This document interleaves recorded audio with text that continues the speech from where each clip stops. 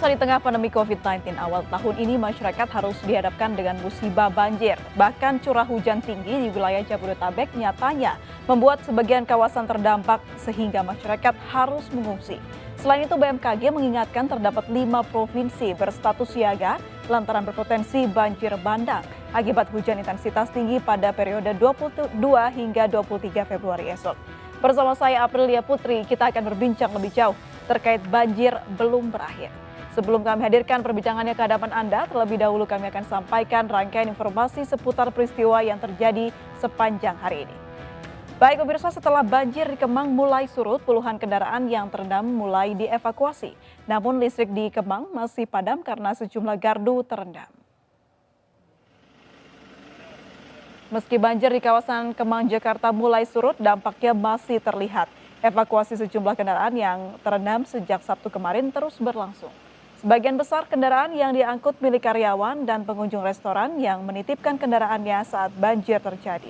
Pihak restoran bertanggung jawab atas 9 motor dan 9 mobil. Selain itu aliran listrik di Kemang juga masih padam karena sejumlah gardu listrik masih terendam.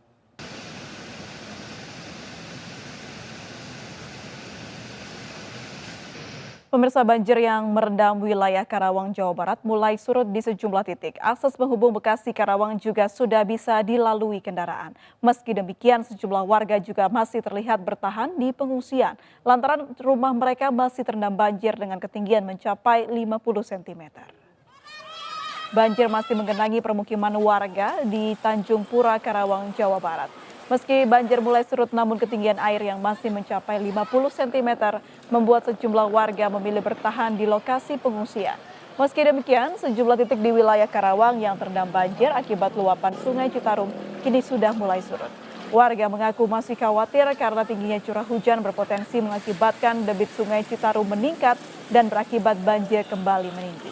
Sementara itu, jalan utama penghubung antara Bekasi dan Karawang, Jawa Barat sudah dapat dilalui kendaraan roda 2 maupun roda 4. Banjir di tengah pandemi, Gubernur Jawa Barat Ridwan Kamil menginstruksikan agar pasien COVID-19 yang sedang menjalani isolasi mandiri dan terdampak banjir diungsikan ke rumah sakit atau tempat isolasi yang disediakan oleh Pemprov Jawa Barat.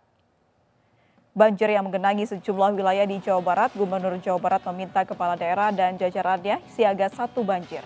Banjir di tengah pandemi COVID-19, Ridwan Kamil menginstruksikan agar pasien COVID-19 yang menjalani isolasi mandiri dan terdampak banjir diungsikan ke rumah sakit atau ke tempat isolasi mandiri yang disediakan oleh Pemprov Jawa Barat.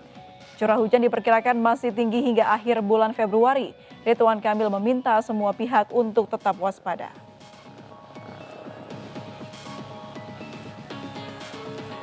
Banjir yang merendam jalur rel kereta api di Lembah Abang, Cikarang Timur, Kabupaten Bekasi membuat perjalanan kereta terdampak. Rel kereta tidak bisa dilalui imbas meningkatnya debit Sungai Cibeet dan Citarum. Akibatnya sejumlah jadwal perjalanan kereta dari berbagai daerah dibatalkan.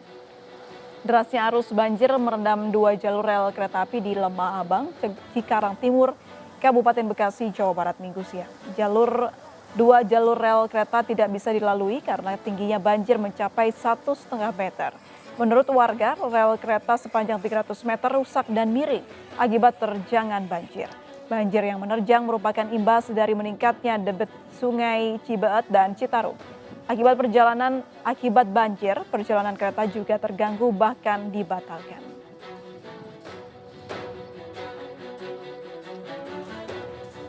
Perbincangan masih akan kami lanjutkan dan pada segmen kedua di Indonesia Bicara tetaplah bersama kami.